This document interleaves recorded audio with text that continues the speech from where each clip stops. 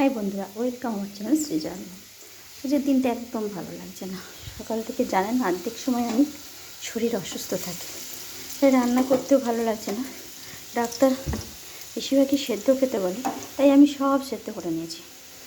সেদ্ধ করেও এবার মনে হচ্ছে যে সেদ্ধ তো আমাকে খেতে বলেছে, বাড়ির সকলে কী করে খাবে, সৃজা তো সব খেতে পারে না। তো কী করেছিলাম, একটুখানি পটল ভেজেছিলাম। যেহেতু মশলা করতে ভালো লাগছে না, তাই মশলা না করে সহজে কী করে রান্না করি সেটা একটু ভাবছিলাম। তো দরকার নেই, চলুন কিছু একটা দিয়ে এটা করে নিই, আশা করি খারাপ হবে না। আর হওয়ার পর আপনারা দেখে বলবেন কেমন হয়েছে। কিছু তেমন কিছু নেই, ও হ্যাঁ দই আছে। তো চলুন আজকে দই দিয়ে একটু পটলটাকে রান্না করি। যেহেতু মশলা করতেই আমার ভালো লাগছে না, আর শরীরটাও খুব একটা ভালো না, তো ঠিক আছে দইটা চলবে। তো দইটা দিয়েই কিছু একটা করে নিই। একটা বাটিতে যে একটু দই নিয়ে নিলাম। আধখানে যে টমেটো ছিল এটাকে একটু কেটে নেবো। তো এছাড়া সব মশলাগুলো একটু একটু দিয়ে দিই, জানি না কিরম খেতে লাগবে, তবু একটু করে তো দিতে হবে সিজাকে। প্রায় দিন সিজাই করে নেয়, তো আমি একটু করে নিই আজকে। একটু সিজা পড়তে গেছে, আপনারা জানেন সামনে সিজার মাধ্যমিক পরীক্ষার জন্য একটু ব্যস্ত আছে। চলুন কী কী দেওয়া যায় দেখি। একটু হলুদ, একটু লঙ্কা। আপনারা জানেন আমার রান্নার কোনো ছিলি নেই, তো যেরকম খাবেন সেরকমভাবে করা হচ্ছে, তাই বেশি ঝাল খাওয়া চলবে না।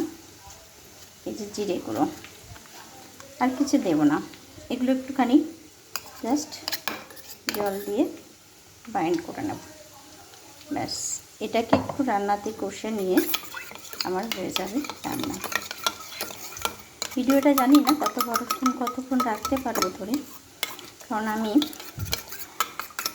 অসুস্থ, বারবার বলতে ভালো লাগে না, তবুও সেহেতু বেশিক্ষণ ভিডিও করতেও আমি পারবো না, তাই জাস্ট এটা দেখিয়ে দিলাম। এই যে টমেটোগুলো দিয়ে দিলাম।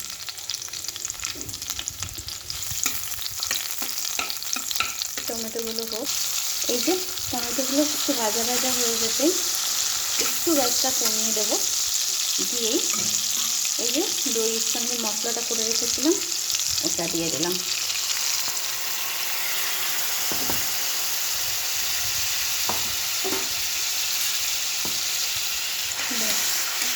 হয়ে গেল।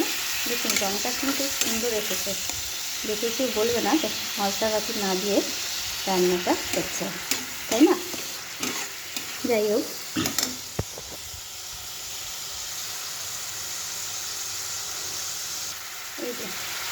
এই যে ভাজা রাখা পটলগুলোকে দিয়ে দিলাম, ব্যাস কমপ্লিট।